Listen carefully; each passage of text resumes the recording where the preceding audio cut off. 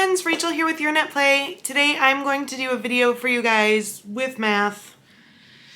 Yes, math. It is not nearly as fun as some of my other content, and I fully recognize this. I'm not a math person. But sometimes you just need to know very accurately what the cost breakdown is for the yarn that you're purchasing. And I've had people ask me how I calculate yarn cost, especially when I'm trying to sell items and price them for sale. How do I know exactly how much I spent creating the item in yarn? So I'm going to show you that math today. So hopefully you can do this for yourself. If you resell, if you don't resell, it doesn't really matter. It's just a good way to know exactly what you're getting as far as price goes. And it kind of helps you keep that in the back of your brain. Like, is this really a good deal or not? Especially for those of us who choose to resell our finished items. It can be very costly in materials and yarn, and sometimes that means that you have to raise the price of the item. And especially with knitted and crocheted things, people tend to be like, well, why are you charging that much? I won't get into that. People don't always understand the labor that goes into things like this.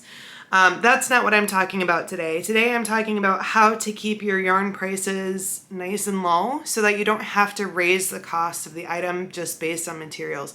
Unless you're the kind of person that really wants to create fantastic high-end yarn products, then you do you. Awesome, good for you.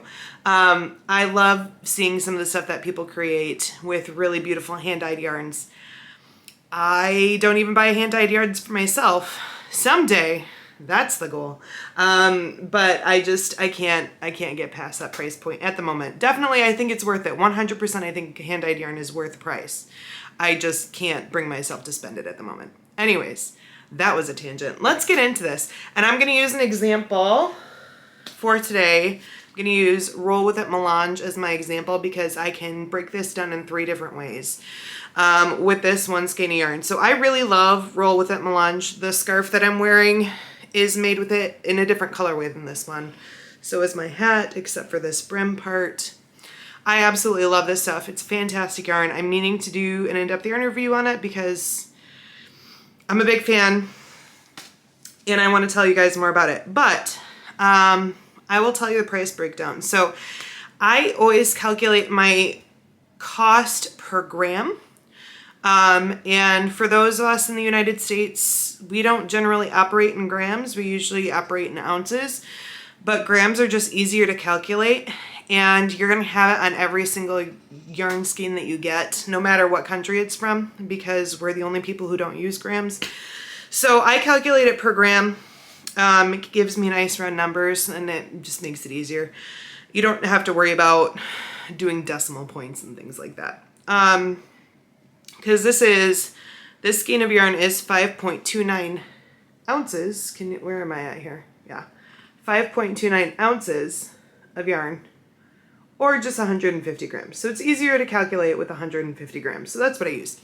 And the way that I do that is I take the price that I paid for the yarn, that dollar amount, the price that I paid for the yarn, divided by the amount of grams in the skein. So for this yarn, it would be the price that I paid for the yarn divided by 150.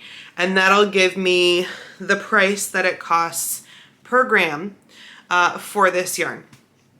And then how I know exactly how much yarn I used in an item when I'm all done is I take my scale that I use for weighing packages for delivery, and I just throw my completed item on my scale here, and it tells me exactly the weight. So say I need to know the exact weight of this.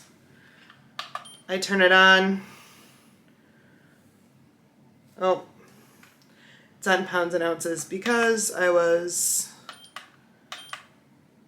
measuring things for the mail. All right, so it's on grams now. So I just set this here. It says that I used 94 grams worth of material. This weighs 94 grams. Now, if I wanted just the yarn, I would weigh this before I put the pom-pom on it. But that tells me exactly how many grams I used. So if I need to know the exact price, I would take that finished number that I get for the price per gram, and I would just times that price by 94, and that would tell me exactly how much money I spent on the yarn for that item. I know my exact materials cost breakdown, and it is really helpful when it comes to pricing items. So the Roll With It Melange found 3 different prices for it online, depending on where you're shopping and the sale. So it is a Yarnspirations yarn. If you purchased it from Yarnspirations website, it would run you $8.99 a skein. And that is about as high as it goes. I have not seen it for more than expensive than that. Unless you're like on Amazon and it's third-party sellers, and sometimes they jack up the price. But so Yarnspirations $8.99 regular price per skein. So you take $8.99 divided by 150, which is the grams, and it comes out to a price of 0.059 cents per skein. So if you round that up, it comes to about 6 cents, or not skein, sorry, per gram. It comes out to about 6 cents per gram of yarn. Now, you can take that 6 cents, weigh your item, and then take that 6 cents times the weight of the item after you weigh it, and that'll tell you exactly how much money you spent on yarn. I'm hoping that makes sense. I'm going to be putting all of the math up here on the screen so you can see it, and hopefully that formula makes sense to you, because I'm not a yarn person. So that's 6 cents per skein, roughly, or per gram. I keep saying skein. 6 cents per gram for that yarn. Now, if I were to buy it at Hobby Lobby, they usually have it regular price $6.99 per skein. So I would take $6.99 divided by 150, and that gets me 0.046 for my number. So that comes out to, if I round it up, that's 5 cents per gram. A little bit better price. But when Hobby Lobby has their 30% off yarn sale every other week, then it takes that price down from $6.99 to $4.89, and that's when I buy my yarn. Because then it brings it down to $4.89 divided by 150 gets me 0.032, which, rounding down, because it's a 2 at the end of that decimal, gets me 3 cents per gram of yarn. And that cuts the price literally in half, from 6 cents per gram to 3 cents per gram. And I would rather spend 3 cents per gram than 6 cents per gram, because those little pennies add up pretty quick. So that's how I calculate my price for my yarn. I usually try not to spend more than 4 cents per gram on a skein of yarn. That doesn't mean that I don't always do that. I do go over that sometimes.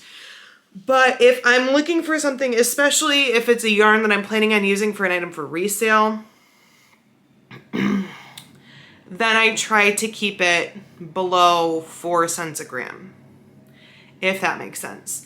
But it doesn't mean that if a yarn is gorgeous that I'm not going to use it. Like, there's give and take in there. But that is like kind of the like number that I have in my head of like, is this really something worth spending the money on to create an item and then sell it and still keep my cost of materials down so that the price point stays at a place that people are going to be interested in it. I'm going to be happy with the profit that I'm making off of it, and everyone walks away happy. So that is how I do my math in pricing my yarn. I hope that was interesting, sitting here listening to me talk about math, but some of you said that that would be helpful to know and you wanted a video on it. So there is your video on it. I hope that was helpful, and I am planning on doing more fun yarny content coming later this week. So I will leave it there. Check out yarnatplay.com if you guys have not done that already. Be sure to subscribe and like if you've not done that already, and I will see you all very soon. Bye.